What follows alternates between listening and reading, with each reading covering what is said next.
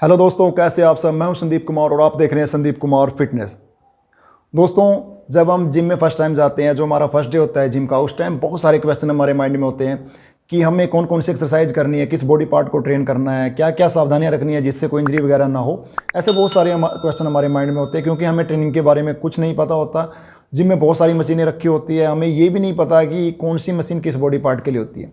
आज इस वीडियो में मैं आपको डिटेल से सारी बातें बताऊँगा, किस तरह से अगर आपने अभी अभी जिम ज्वाइन किया है या फिर आप जिम ज्वाइन करने की सोच रहे हो तो किस तरह से आपने ट्रेनिंग करनी है। सबसे पहले मैं आपको कुछ बेसिक बता देता हूँ, हमारे बॉडी पार्ट के बारे में बता देता हूँ। हमारे 6 मेन बॉडी पार्ट होते हैं दोस्तों, biceps, triceps, chest, shoulder, thigh and back. Abs का जो हमारा बॉडी पार्ट होता है उसको आप किसी भी दिन ट्रेन कर सकते हो, किसी भी एक्सरसाइज के साथ ट्रेन कर सकते हो, या फिर आप पर डे 2 एक्सरसाइज एब्स की लगा सकते हो। आफ्टर वर्कआउट 2 एक्सरसाइज आप एब्स की लगा सकते हो। अगर आप सप्ताह में 6 दिन वर्कआउट करते हो, 6 हमारे बॉडी पार्ट हो गए, इसलिए आपने पर डे एक बॉडी पार्ट को ट्रेन करना है और संडे को रेस्ट रखना है।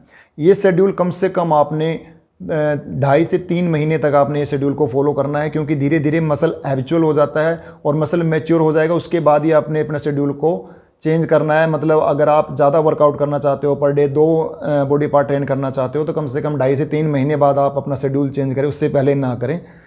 उसके बाद आपने जिस चीज़ का ध्यान रखना है दोस्तों कि अगर आपने अभी अभी जिम स्टार्ट किया तो आपने हैवी वेट नहीं लगाना। कम से कम 1.5 से 2 महीना आप हैवी वेट ना लगाएं, लाइट वेट के साथ चलें और धीरे धीरे वेट को इंक्रीज करते रहे, क्योंकि मसल अभी मैच्योर नहीं है। और अगर आप एकदम से हैवी वेट लगाओगे किसी दूसरे को देख के तो आपको इंजरी होने के चांस बहुत ज़्यादा हो जाते हैं।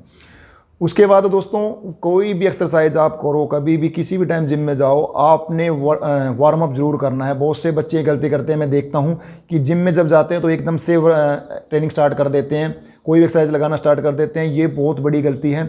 बिना वार्म अप आपने वर्कआउट नहीं करना है, आप प्रॉपर वार्म अप करें। वार्म अप के लिए आपने जॉइंट वार्म अप कर सकते हो, स्ट्रेचिंग वगैरह कर सकते हो। उसके बाद आप पुशअप के सेट लगाए। पुशअप कैसे लगानी है इस वीडियो में मैं आपको दिखा रहा हूँ कि किस तरह से आपने पुशअप लगानी है, क्योंकि बहुत से बच्चों को तो पुशअप लगाने का तरीका ही नहीं पता होता। तो जिस तरह से ये आपको इस वीडियो में दिख रहा है उस तरह से आपने पुशअप लगानी है। प्रॉपर आपने अपनी बॉडी को एक होल्ड करते हुए धीरे धीरे नीचे लेके जाना और उसी तरह से आपने एक ही लाइन में आपने बॉडी को ऊपर की तरफ लेके आना है। ये तरीका होता है पुशअप करने का, और ये कम से कम 2 से 3 सेट आपने पुशअप के लगाने हैं और डेली आप ये ज़रूर करें, क्योंकि वार्म अप होना बहुत ज़रूरी है कोई भी वर्कआउट करने से पहले। एक सप्ताह तक, अगर आपने आज जिम ज्वाइन की है तो आपका एक सप्ताह तक मिक्स एक्सरसाइज चलेगी। मिक्स एक्सरसाइज से मेरा मतलब है कि हम एक एक एक्सरसाइज हर बॉडी पार्ट की लगाएंगे। जैसे मैंने बताया आपको 6 बॉडी पार्ट हमारे मेन है, तो हम एक एक एक्सरसाइज लगाएंगे तो 6 एक्सरसाइज लगेगी और लाइट वेट के साथ लगानी है। तो दोस्तों, जैसे मैंने बताया कि आपको 6 एक्सरसाइज करनी है। फर्स्ट एक्सरसाइज आपने करनी है चेस्ट की। जब आप पुशअप लगा के वार्म अप करने के बाद आपने फर्स्ट एक्सरसाइज करनी है चेस्ट की। चेस्ट फ्लाई, बटरफ्लाई जिसको हम बोल देते हैं, वो एक्सरसाइज करनी है। आपने एक चीज़ का ध्यान रखना है, बिल्कुल लाइट वेट से स्टार्ट करना। कोई भी एक्सरसाइज लगाओ और वेट को बिल्कुल भूल जाए। आपने फॉर्मेशन पे ध्यान देना है कि आप जो एक्सरसाइज कर रहे हो आप उसको ठीक से कर रहे हो कि नहीं कर रहे हो। उसके बाद दोस्तों, हमारी सेकंड एक्सरसाइज बाइसेप्स की, बाइसेप्स कर्ल। एक चीज़ का ध्यान रखना दोस्तों, जब भी आपका जो मिक्स एक्सरसाइज का जो शेड्यूल चलेगा एक सप्ताह का, कोई भी जब एक्सरसाइज आप करो, आपका ट्रेनर कोई भी एक्सरसाइज आपको बताए तो उससे पूछना है कि ये किस बॉडी पार्ट की एक्सरसाइज है। क्योंकि कई बार होता है क्या है, ट्रेनर बता देता है आपको भी ये एक्सरसाइज आप करो, बट आपको ये भी नहीं पता होता है कि किस बॉडी पार्ट की एक्सरसाइज है। तो ये चीज़ आपने ध्यान रखनी है कि जब भी कोई एक्सरसाइज करो आपको पता होना चाहिए किस बॉडी पार्ट की एक्सरसाइज है। सेकंड एक्सरसाइज बाइसेप्स कर्ल आपको जिस तरह से दिख रहा है। फॉर्मेशन पे ध्यान रखना है, वेट की तरफ कोई आपने ध्यान नहीं देना। वेट चाहे आप कितना भी लाइट रखो, फॉर्मेशन आपकी ठीक होनी चाहिए। उसके बाद है दोस्तों तीसरी एक्सरसाइज लेट पुल डाउन। ये हमारी बैक की एक्सरसाइज है। वाइड ग्रिप में आप इसको करें जिस तरह से आपको इस वीडियो में दिख रहा है, बस आपकी फॉर्मेशन ठीक होनी चाहिए। चौथी जो हमारी एक्सरसाइज है दोस्तों वो है शोल्डर की एक्सरसाइज, डंबल प्रेस। इस एक्सरसाइज को करते टाइम थोड़ा सा आपको ध्यान रखना है, जब आप डंबल को नीचे लेके आते हैं, कई बार क्या होता है कि जो नए बच्चे होते हैं वो ठीक से बैलेंस नहीं बना पाते डंबल का, और जिससे डंबल उनके सर में लगने का खतरा बहुत ज़्यादा होता है। इसलिए थोड़ा सा इसमें आपने सावधानी रखनी है, लाइट से लाइट डंबल रखना है। फॉर्मेशन का ध्यान रखना है, एक लाइन में ही आपके चलेगा जिस तरह से आपको इस वीडियो में दिख रहा है उस तरह से आपको ये एक्सरसाइज लगानी है। अगर आपको डंबल थोड़ी हैवी लग रहा है तो आप किसी स्पॉटर को भी साथ में रख सकते हो। उसके बाद दोस्तों हमारी 5वीं एक्सरसाइज जो है ट्राइसेप्स की एक्सरसाइज, रोप के साथ लगेगी जिस तरह से आपको इस वीडियो में दिख रहा है। इस तरह से आपने थोड़ा सा अपने आगे की तरफ झुकना है और अपने कोहनी से लेकर शोल्डर तक आपके होल्ड जो बाजू है एक जगह पे होल्ड रहेगी और कोहनी से नीचे नीचे ही इसकी मूवमेंट होगी, जिस तरह से आपको इस वीडियो में दिख रहा है। बहुत से नए बिगिनर बच्चे यही गलती करते हैं कि पूरे हाथ को ऊपर लेके जाते हैं, पूरे हाथ की ऐसे मूवमेंट होती है जो गलत है। आपको कोहनी से लेके शोल्डर तक एक जगह फिक्स रहेगा हाथ और बाकी नीचे की ही मूवमेंट होगी। उसके बाद है दोस्तों हमारी लास्ट और छठी एक्सरसाइज जो है लेग एक्सटेंशन।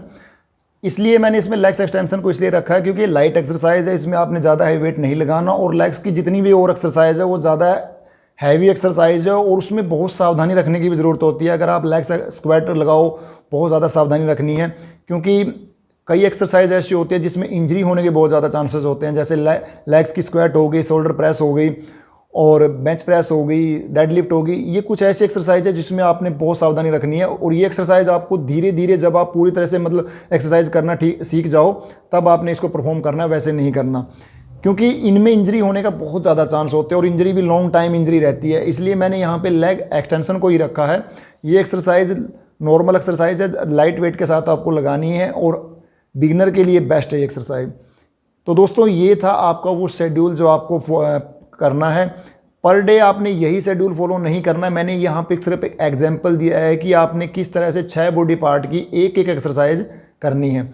जिस तरह से मैंने आपको यहाँ 6 एक्सरसाइज बताई है, आपका एक दिन का वर्कआउट शेड्यूल होगा। उसके बाद जब आप नेक्स्ट डे आएंगे तो आप चेंज कर देंगे, जो आपने एक्सरसाइज की है हर एक बॉडी पार्ट की कोई दूसरी एक्सरसाइज आपने करनी है। इस तरह से आपको पर डे 6 एक्सरसाइज का पता चल जाएगा और सप्ताह में जो आपका मिक्स एक्सरसाइज का पूरा वीक होगा उसमें आपको हर बॉडी पार्ट की कम से कम 5 से 6 एक्सरसाइज के बारे में पता चल जाएगा। और उसके बाद जब आपका नेक्स्ट वीक स्टार्ट होगा तो आप अपने आप एक्सरसाइज कर सकते हो। आपको पता चल गया है कि किस बॉडी पार्ट को कैसे ट्रेन करना, कौन कौन सी एक्सरसाइज किस बॉडी पार्ट की, लगभग आपको सारा पता चल जाएगा। मैं अपने जिम में ये शेड्यूल फॉलो करवाता हूँ और बच्चे को एक सप्ताह मिक्स रखता हूँ, लाइट वेट के साथ लगाता हूँ और एक सप्ताह में लगभग उनको 5 से 6 एक्सरसाइज हर बॉडी पार्ट की पता लग जाती है। सो दोस्तों अगर आपको ये वीडियो पसंद आई हो तो वीडियो को लाइक करें, शेयर करें और चैनल को जरूर सब्सक्राइब करें। थैंक यू दोस्तों।